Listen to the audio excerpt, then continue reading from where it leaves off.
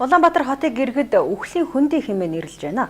Сүүлийн 3 өдөр дараалан аюулын дохиод дугарсан эдэж агаарын бохирдолд хамгийн аюултай хэмжээнд хүрснийг харуулж байгаа явдал юм а. За нийслэлийн гэр хорооллын яндангаас гарах утааг багасгах нэг арга нь сайжруулсан түлшний үйлдвэр юм а. Харин автомашинаас хамааралтай агаарын бохирдлыг бууруулах ерөнхий сайдын шийдвэр хэрэгжиж эхлэхэд 5 сар үлдээд байна. За гэтэл зарим мэргэд машинаасаа ч үнэтэй утаа шүүгч суйрлуулах шаардлагатай нүүр тулж болзошгүй болоод байна.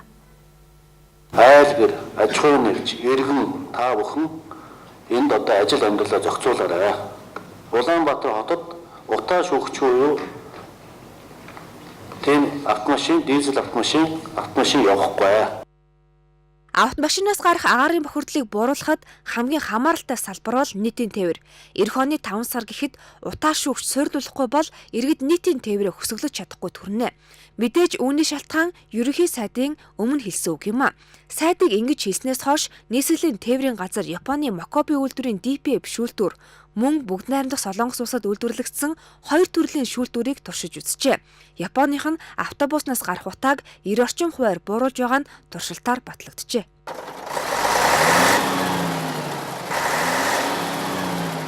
Бүгд найрамдах Солонгос улсад үйлдвэрлэгдсэн автомашины утаа шүүгч 50-аас 60% хорт утааг бууруулдаг байна.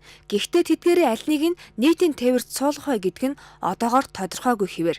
Харин өөр нэг тодорхой зүйл нь нэг автобусанд суйрлуулах DP шүүлтүүр 20 орчим сая төгрөг гэдэг тооцоолол юм а.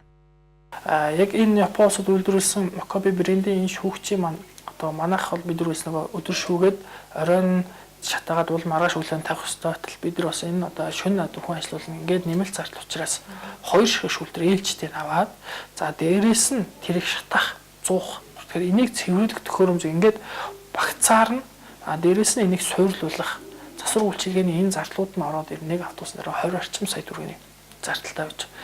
Улаанбаатар хотод өдөр бүр 944 автобус иргэдэд үйлчилж байгаагийн 26-ад нь Япон Солонгосын буцалтгүй тусламжаар утаа шүүгч суйрлуулсан.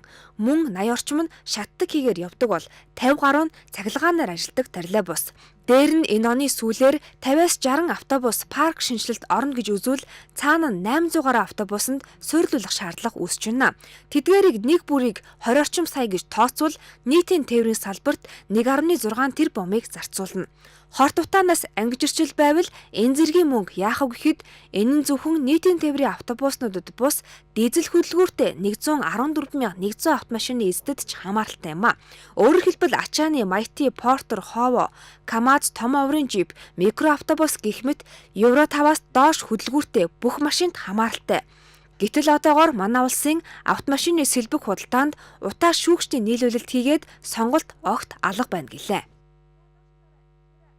Цэвэр агаарсан нэг агаарын бохирдлыг бууруулах ажлын хэсэг дээр бол туршигдж байгаа төрөл бол байгаа юм билээ. Энэ бол Японы Comatex гэдэг Comatec корпорацийн шүүрүүд байна лээ.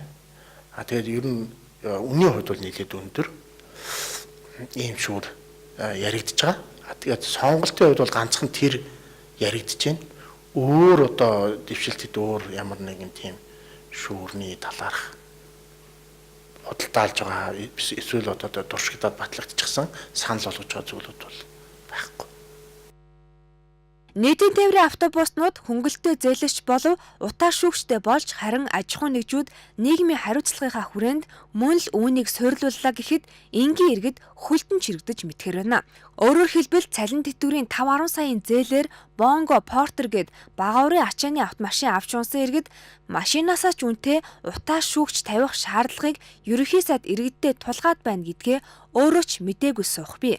Ямар ч тач энэ нь зөвхөн хотын иргэдэд ч бус хөдөө орон нутгаас Улаанбаатар хотод төр болов ажлаар орж ирж замын хөдөлгөөнд оролцох дизель хөдөлгөөртэй иргэн бүрт хамааралтай гэдгийг энд онцолъё.